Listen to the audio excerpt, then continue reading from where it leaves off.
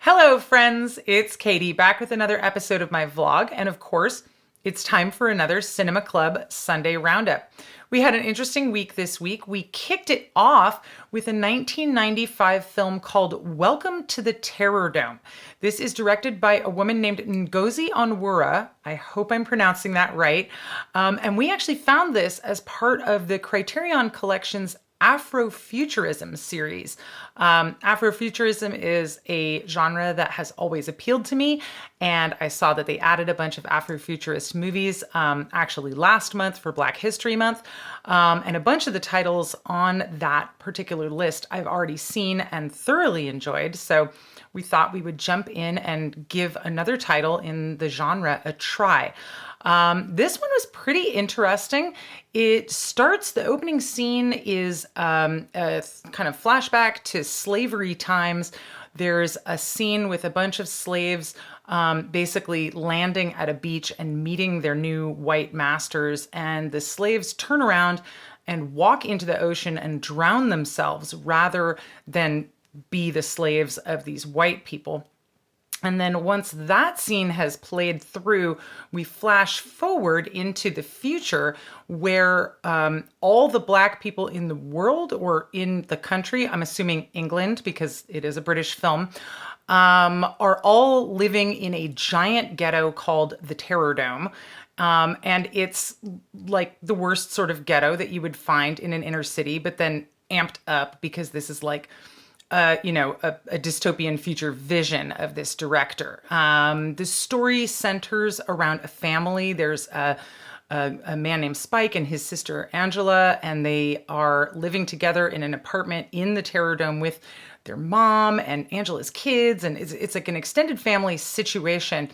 And Spike's girlfriend, who is white, is pregnant, and her ex-boyfriend, it gets a little complicated, who is white, doesn't like the fact that she's now dating a Black dude and basically sets out to start a race war inside of the Terrordome. The ex-boyfriend sets a trap, and the I think he's like 10 or 11-year-old son of the sister Angela winds up getting caught in the trap and killed. And this then sends her into a, grief-fueled killing spree where she turns around and starts killing all the police that she can find. So this movie is very intense. It's very, even though it's, from 1995, it feels very timely for now just because of where race relations have gotten to, particularly in America, particularly over the last year. I think this movie is relevant kind of anytime just because the story of race relations in America and in England and kind of all around the globe has just been fucked for centuries. And no one's really done anything about like the work that needs to happen to heal that long-term divide that has gone on in our culture and their culture and all these cultures. So like I said, the film came out in 1995 and it feels like it could have come out now or any time in between there, if that makes sense. It's really intense. It has a lot of heart. It has some really great performances from some of the actors in the film. I should note the people in the opening scene playing the slaves and the slave masters are the same actors who wind up playing all the different characters in the Terrordome. It's really interesting. It's pretty good. It does fall a little bit flat. It's one of these films that feels like it was trying to reach a certain mark and it kind of hit just below that. And some of the elements of it feel a little less finished than they could have been. But I don't want to give this movie like a bad rap. I think it's definitely worth watching if you're interested in the topic at all. And I think it's, like I said at the beginning, it has a lot of heart. You can feel where it's coming from, where this director is coming from and what she's trying to do in the film. I read in my research that it was largely overlooked when it first came out, even though this was the first feature-length British film directed by a Black woman ever, which is a pretty amazing milestone. But apparently It got pretty much panned when it came out. People either didn't understand it or felt like it was too angry, which I'm not about to tell a black woman that she's being too angry in her art about the fucked up race relations between black folks and white folks. So, whatever. But yeah, we had a pretty good time watching it. It's got an interesting stylized vision of this Terrordome of the future. And it was, again, it's not like a fun watch, but I think if you're interested in the topic, if you're interested in dystopian future type of stuff, if you're interested in Afrofuturism at all, I would definitely check out Welcome to the Terrordome. It's got some problems, but I think on balance, it's worth watching. And like I said, it's got its heart in the right place, and that goes a long way with me, especially with these sort of auteur-driven, more art films that we watch.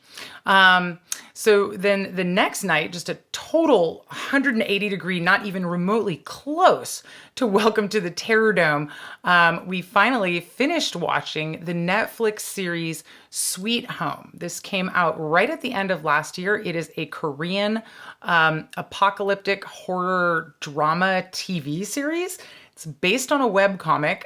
Henry read the webcomic and he highly recommends it. If any of you have watched the Sweet Home TV show and liked the show, you might want to check out the webcomic. I haven't read it myself, but he says it's really good. So Sweet Home is pretty fun and pretty interesting take on the apocalyptic horror genre. The thing that makes it so interesting to me is the setting.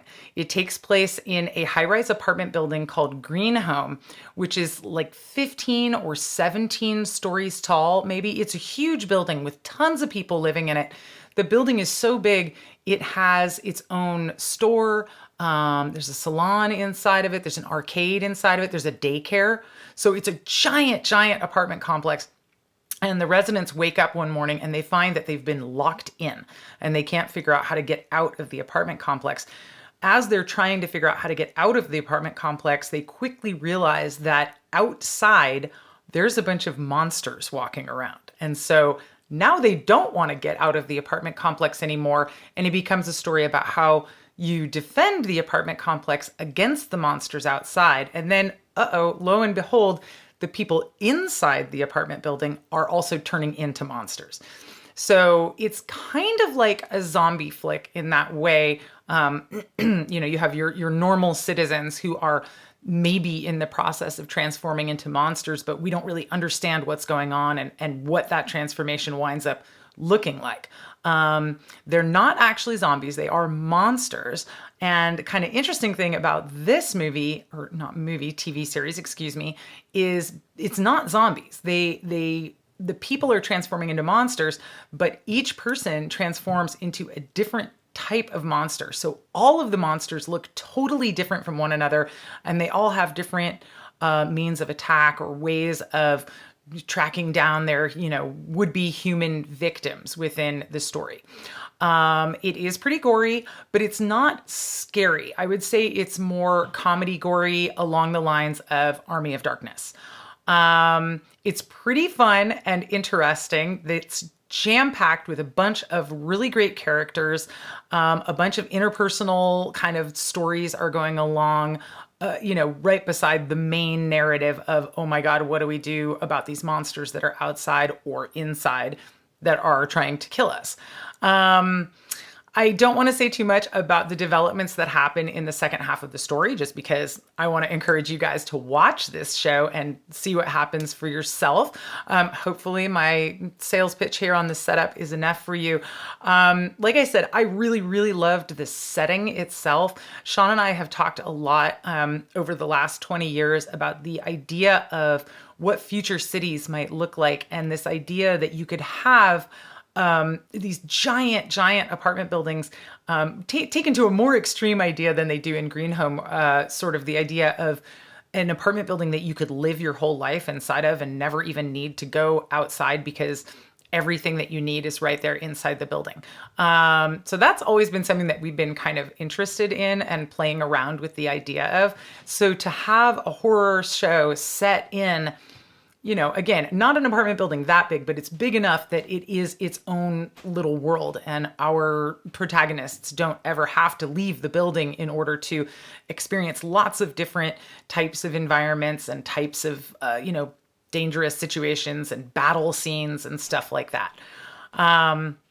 The actual computer animation on the monsters and on the fight scenes is so in this show. There are some scenes where it just makes you like cringe because the CGI is so bad. And then there's other scenes where it looks incredible. It's really all over the place. I am not technically knowledgeable about how they do CGI, and I imagine it's that one type of shot is way more expensive than another type of shot. And what I'm seeing are the ones where they kind of had to go a little cheaper just because of budget stuff. But I'm not sure. Maybe you guys could correct me about, what makes a good CGI versus what makes a bad CGI. But as far as my eye could tell, this movie's kind of half. Again, I called it a movie. It's a TV series, 10 episodes long, about an hour for each episode. Totally worth it. Totally fun. If you like horror, if you like cartoonish gore, if you like zombie type of stories or, people turning into monster type of stories, if you like any of the Korean horror that's been on Netflix, you will love this show. I did note it's been dubbed into like 20 languages or something. We, of course, watched it in Korean with English subtitles. We always try to watch with subtitles if we can. And that actually turned out to be a great move because we were having roof work done on our house this week, and we've actually moved our movie watching time to the afternoons. Just as an aside, I wake up way too early in the morning, and then I find myself falling asleep during the movie if we watch a movie after dinner. So we made a change in our schedule, and we now watch movies at 4 in the afternoon so that I won't fall asleep during the movie.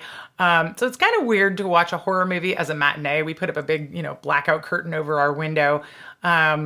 But it's been working out for us. And then, like I said, this last week, we had a bunch of roof work going on. And so it turned out to be fantastic that we were watching a subtitled show because we were just like, okay, let's just watch our show, even though there's this insane amount of noise going on and these guys banging on our roof and, the sound of the air compressor outside. But we were able to watch it just because we could read what was happening in the dialogue. But I don't recommend watching a show or a movie while there's roof work being done at your house if you can avoid it. In fact, I recommend avoiding the roof work entirely. If you need your house re-roofed, go stay at an Airbnb or something. I'm planning on never living through roof work again in my life. That was plenty enough for me. But this is not a vlog about roof work. This is a vlog about what movies we watched. So that is Sweet Home. Again, on Netflix, just came out right at the end of 2020. I think you guys will really like it if you're the type that likes wacky, campy, gory, apocalyptic horror. This is a good one to watch. And speaking of campy, gory horror, we ended the week by finally finishing the Final Destination series with the 4th and 5th movies in the series. The 4th movie is not called Final Destination 4. It is called The Final Destination. It is by far the worst movie out of the 5 movies in the franchise.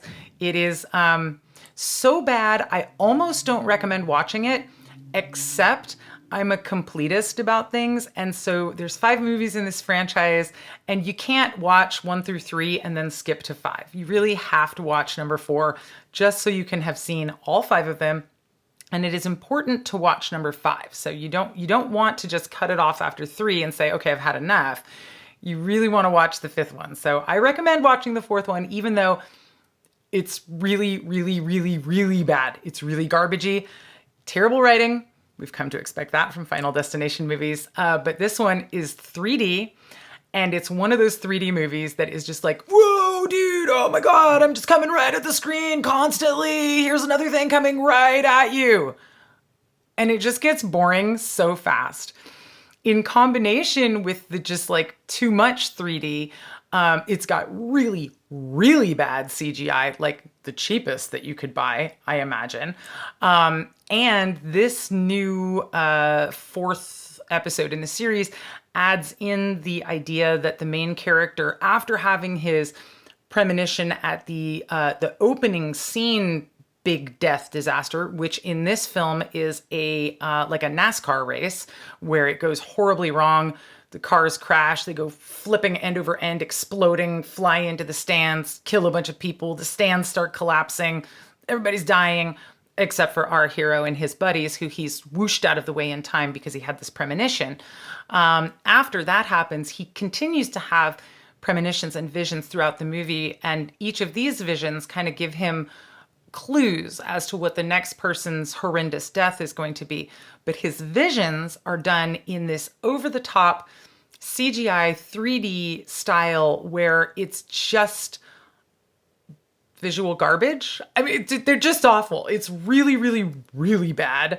Again, the only reason I'm recommending anyone watch this movie is so that you can get through this movie to the fifth movie. There are a couple of fun death scenes. Obviously, that's what we expect from a Final Destination film. But man, for the most part, this one is just not great. But that's okay because we're watching it in service of getting to the fifth one. So Final Destination 5, which came out in 2011, much, much, much better than number 4. It's also a 3D film, but this one is not done in that cheesy, just like, how many things can we throw directly at you way. There's a handful of shots like that in the fifth movie, but for the most part, the 3D is much more subtle, and it's much more just integrated into the story instead of feeling like something that was thrown on top of it, if that makes sense.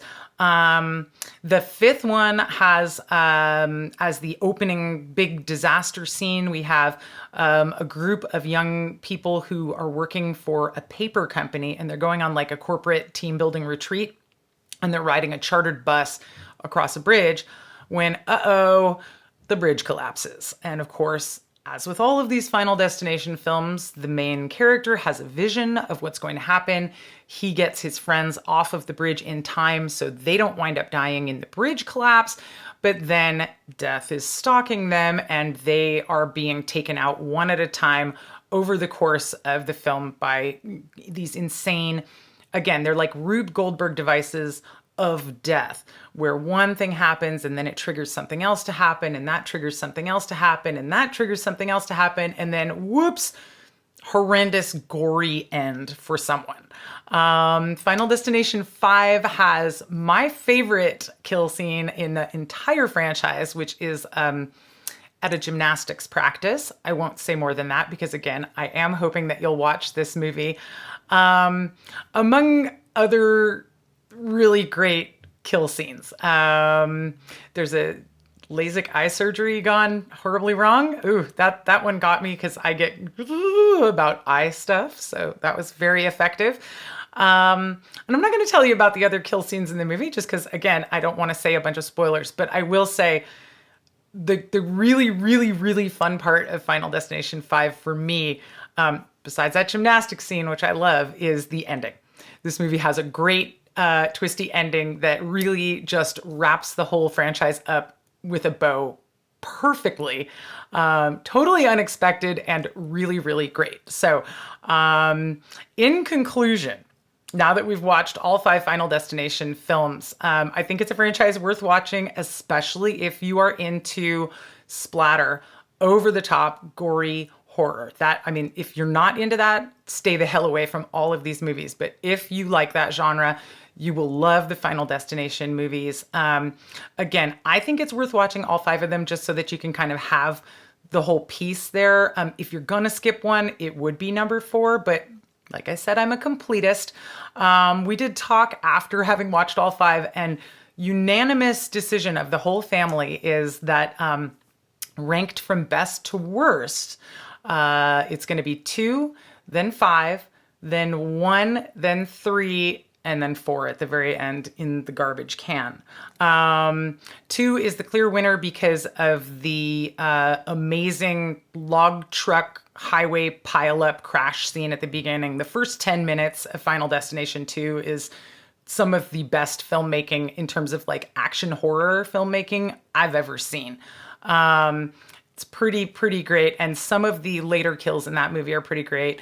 And then 5, like I just said, It's got my favorite kill of the whole series, and then that spectacular ending that they put on it.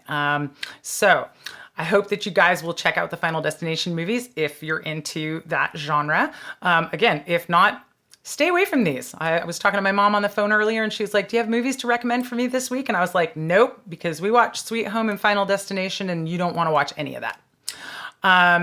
I will say I am very excited. James has already revealed that his pick for today is Big Trouble in Little China, which is one of my favorite movies of all time. And I think I've probably seen it about 30 times, but you can never see this movie too many times. So I am very excited to watch that movie in just a couple of hours here. And of course, jabber about it next week on the Cinema Club's Sunday Roundup. All right, that's it for me. I, as usual, would love to hear about what movies you guys have been watching. And if you have any recommendations for me and the kids and Sean, love to hear about it in the comments down below. I will be back in a few more days with another episode of my vlog. Until then, take care, stay safe, and thanks so much for watching.